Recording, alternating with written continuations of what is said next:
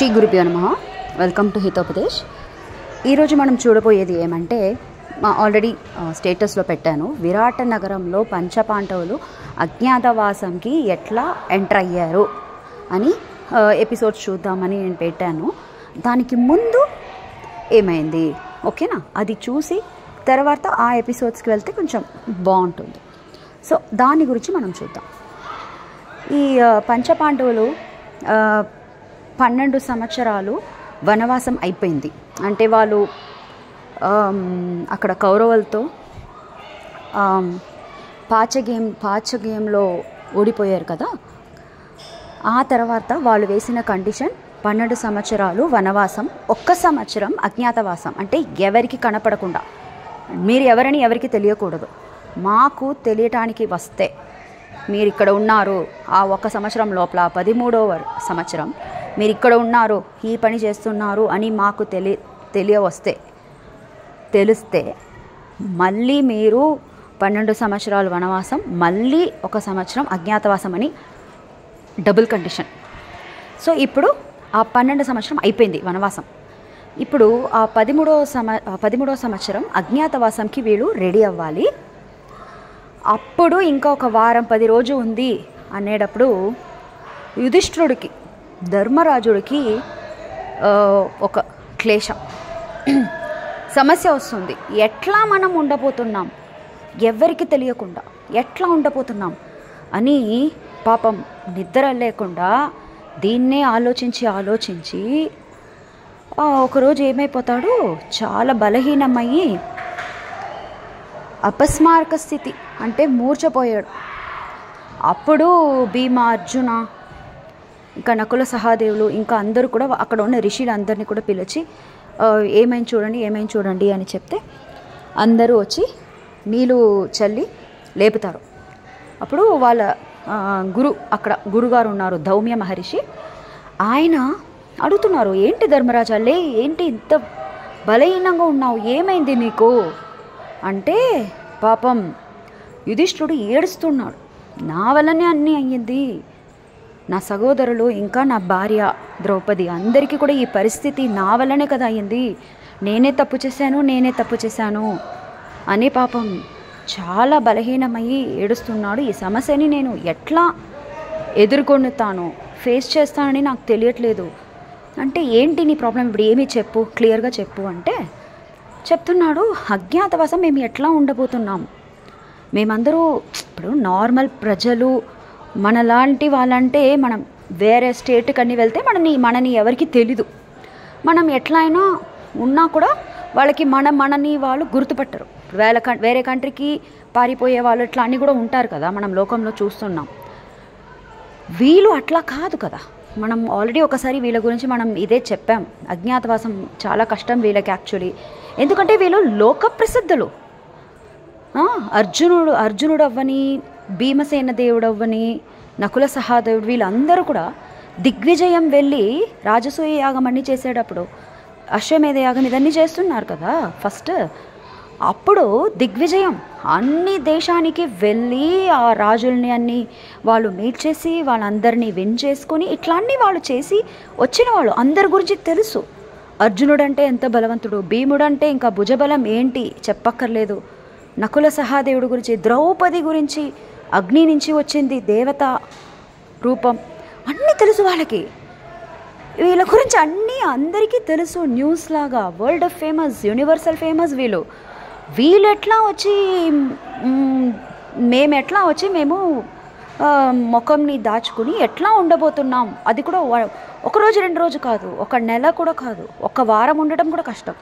ఇదేమో 1 సంవత్సరం ఉండాలి. నాకు చాలా భయమేస్తుంది, ఈ పరిస్థితికి నేనే కదా వీళ్ళని తీసుకొచ్చాను, నా వల్ల వీళ్ళందరికీ కూడా చాలా ప్రాబ్లమ్స్, సమస్యలు నా వల్లనే అని ఏడుస్తున్నాడు.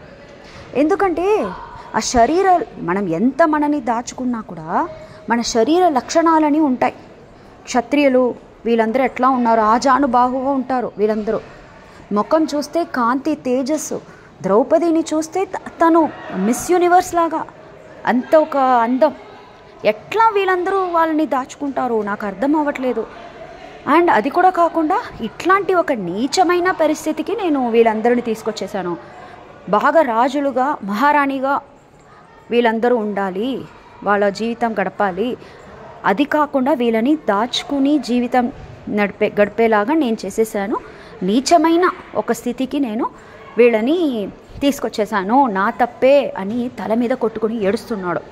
అప్పుడు దౌమ్య మహర్షి చెప్తున్నారు, యుధిష్ఠిరా నువ్వు ఆపవా, నేను నీకు ఒకటి చెప్తా, గురుస్థానం నుంచి ఒకటి చెప్తా విను. ఫస్ట్ థింగ్, నీచమైన స్థితి అని చెప్పొద్దు. ఇది దాచుకుని జీవిస్తూ ఉండటం అనేది, అదే అజ్ఞాతవాసం అనేది ఇదేమి నీచమైన స్థితి కాదు. ఎందుకంటే అది నువ్వు అలా అనుకుని ఉన్నావు అంతే, బట్ యాక్చువల్లీ కాదు. ఎందుకు తెలుసా, ఎన్నో మంది ఇట్లా వాళ్ళు ఎవరన్నీ చూపించకుండా భూలోకంకే వచ్చి వాళ్ళు ఏం చేయాలో ఆ పనిని చేసి వెళ్ళిన కథలు మనకి తెలుసు. ఇప్పుడు శ్రీరామచంద్రమూర్తి ఏం చేశాడు, అతను శ్రీమన్నారాయణుడే, వైకుంఠం నుంచి డైరెక్ట్ దిగి వచ్చాడు. దశరథ మహారాజా ఇంకా కౌసల్యకి అవతారం చేశాడు. మనుషుడిలాగానే ప్రవర్తించాడు, మనుషుడిలాగానే అన్ని పనులు చేశాడు. కానీ ఆయన చేసిన కార్యాలు ఎన్ని ఉన్నాయి నువ్వు ఆలోచించు. ఎన్ని రాక్షసుల్ని చంపాడు. అతను సామాన్య మనుషుడు కాదు కదా. ఇది ఎవరికి తెలుసు అంటే హరిభక్తులకి మాత్రం తెలుసు. మిగిలిన వాళ్ళు ఏమనుకుంటారు, ఇతను ఒక సామాన్య మనుషుడే అనుకుంటారు. బట్ అట్లా అనుకోవాలనే కదా మనుష్య రూపం ధరించుకుని వచ్చాడు దేవుడు. సో ఇది ఒక అజ్ఞాతవాసం లాగానే కదా. అతను ఎవరికి చూపించుకోకుండా అన్ని పనులు సీక్రెట్గా చేసి వెళ్ళాడు. ఇది హరిభక్తులకి తెలుసు. అట్లాగే సేమ్ వామన అవతారంలో ఏం చేశాడు వామనుడు, అది కూడా శ్రీ విష్ణుని అవతారమే. డైరెక్ట్గా కిందకొచ్చి ఏమైంది, కశ్యప మహర్షికి పుత్రుడుగా పుట్టి ఒక్క సెకండ్లో బలిచక్రవర్తి దగ్గర దానం తీసుకున్నట్టు భూలోకంని తీసుకొని ఇంకా ఇంద్రుడికి, అప్పుడు ఉన్న ఇంద్రుడికి ఇంద్ర పదవిని ఇచ్చి ఈ పని అని ఎట్లా చేశాడు, ఒక చిన్న వట్టు బ్రాహ్మణుడిలాగా వచ్చి చేశాడు. అది కూడా ఒక సీక్రెట్, ఒక గుహ్యమైన ఒక వేషమే కదా.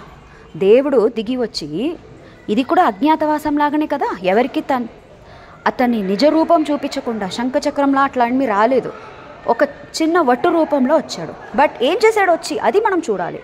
వచ్చి ఆయన పని ఏమో అన్ని చేసి అవతార కార్యం చేసుకుని వెళ్ళాడు. ఇంకా ఇంత నువ్వు చెప్తావు, ఇంత నువ్వు ఎందుకు ఎక్కడికో వెళ్ళాలి, నీతోటే మీ అందరితో ఉన్న శ్రీకృష్ణ పరమాత్ముడు ఎవడు, అతనేమీ సామాన్య మనుషుడు కాదు, అతను నారాయణుని అవతారమే.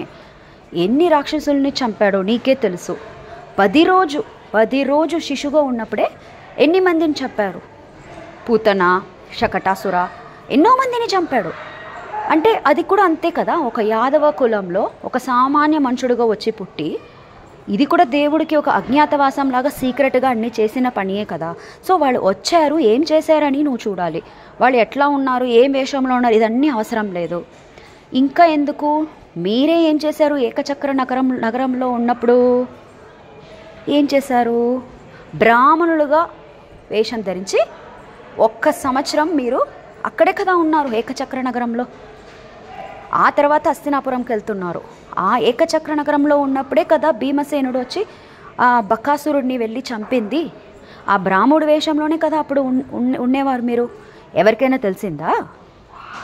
ఎందుకంటే మీ ప్రవర్తన అట్లా ఉండాలి. మీరు ఏ వేషం ధరించుతున్నారో ఆ వేషంకి తగ్గినట్టు మీరు కరెక్ట్గా ప్రవర్తించాలి. అప్పుడు ఎవ్వరికి డౌట్ రాదు, భయం లేకుండా ఉండాలి, ధైర్యంగా ఉండాలి. నీ సహోదరుల్ని చూడు, వాళ్ళెంత ధైర్యంగా ఉన్నారు. నీ భార్యని చూడు, ద్రౌపది ఎంత ధైర్యంగా ఉంది. బట్ నువ్వెందుకు ఇట్లా బలహీనం అవుతావు? సో ఈ అజ్ఞాతవాసం అనేది ఒక నీచ స్థితియే కాదు. నువ్వు నీ మనసులో ఉన్న ఆ ఒక అనుమానం, ఆ ఒక సంశయం, ఆ ఒక డౌట్, దాన్ని నువ్వు తీసి బయటపడే. ఫస్ట్ నువ్వు మనసుకి ధైర్యం తెచ్చుకో. అజ్ఞాతవాసంలో ఉన్నా కూడా మన పనిని మనం సాధించుకోవాలి. మీ పని ఇప్పుడు ఏమి అంటే ఎవరికి తెలియకూడదు మీరెవరని, మీ నిజ రూపం ఎవరని తెలియకూడదు. భీముడిని భీముడే వీడు అని ఎవరు చెప్పకూడదు. అర్జునుడిని వీడు అర్జునులాగా ఉన్నాడని ఎవరు చెప్పకూడదు. ద్రౌపదిని చూసి ద్రౌపదిలాగా ఈ అమ్మాయి ఉందని చెప్పకూడదు. దానికి మీరు ఏమి వేషం వేయాలి, ఎట్లాంటి క్యారెక్టర్స్ మీరు వచ్చి డ్రెస్సింగ్ అన్ని వేషం అన్ని ఎట్లా మీరు చేసుకోవాలి, ఎట్లాంటి ఆభరణాలన్నీ వేసుకొని మీ శరీరాన్ని మీరు కవర్ చేసుకోవాలి, ఇదన్నీ మీరు ప్లాన్ చేయాలి తప్ప ఎట్లా ఉంటామని భయపడద్దు అని చెప్పి ఇన్ని ఎగ్జాంపుల్స్ చూడండి ధౌమ్య మహర్షి యుధిష్ఠిరుడికి చెప్పి, ఇంకా వాళ్ళ సహోదరులు అందరూ కూడా భీముడు, అర్జునుడు, నకుల సహదేవుడు, ద్రౌపది అందరూ కూడా అవునన్నా అవును, ఎందుకు భయపడతావు, మేమే ధైర్యంగా ఉన్నాం కదా, నువ్వేమీ మా ఎవ్వరిని నీచ స్థితికి ఏమీ నువ్వు తీసుకురాలేదు, మేమే ధైర్యంగా ఉన్నాం, నీకెందుకు భయం, డెఫినెట్గా మనం ఇది సాధించబోతున్నాం, ఎవరెవరు ఏమేమి వేషం ఏమేమి క్యారెక్టర్ చేసుకుందామని మనం ప్లాన్ చేద్దాం, డిసైడ్ చేద్దాం, దానికి తగ్గినట్టు వేషం వేసుకొని మనం ఆ క్యారెక్టర్ లాగే అక్కడ మారిపోవాలి, ఎవరికి డౌట్ రాకుండా మనం అక్కడ బిహేవ్ చేయాలి, దానికి మనం ప్లాన్ చేద్దాం తప్ప ఇట్లా నువ్వు భయపడకు. అండ్ ఇప్పుడు మనది ప్లాన్, మనం ఎయిమ్ ఏమి అంటే అజ్ఞాతవాసంని ఎవరికి తెలియకుండా గడపాలి అంతే. ఇంకా దీనికి మించి నువ్వు ఏమీ ఆలోచన చెయ్యొద్దు, ఈ స్థితి ఎందుకు ఇదన్నీ వద్దు, అయిపోయిన దాన్ని ఊరికే మనం ఎందుకు ఇప్పుడు పాస్ట్ గురించి మాట్లాడడం అని చెప్పి అందరూ ధైర్యం ఇస్తే అప్పుడు యుధిష్ఠిరుడు చెప్తున్నాడు, అవును కదా, మనం అజ్ఞాతవాసంలో ఉన్నా కూడా మనమే కదా, మన పరిస్థితి మన ఆ కండిషన్లో మనం ఎట్లా ఉండాలో అట్లా ఉండాలి అంతే, దాన్ని మనం సక్సెస్ఫుల్గా చేద్దాం అని చెప్పి అప్పుడు యుధిష్ఠిరుడికి కొంచెం ఎనర్జీ వచ్చి ధైర్యం వస్తుంది. ఆ తర్వాత వాళ్ళు ఏం చేస్తారు అని మనం నెక్స్ట్ ఎపిసోడ్లో చూద్దాం. ఓకే, మీకు ఎపిసోడ్ నచ్చిందని అనుకుంటాను. దీన్ని మనం శ్రీ భారతీరమణ ముఖ్య ప్రాణందరుగా కృష్ణుడికే అర్పణం చేద్దాం. కృష్ణార్పణమస్తు. మళ్ళీ నెక్స్ట్ ఎపిసోడ్లో మనం కలుద్దాం.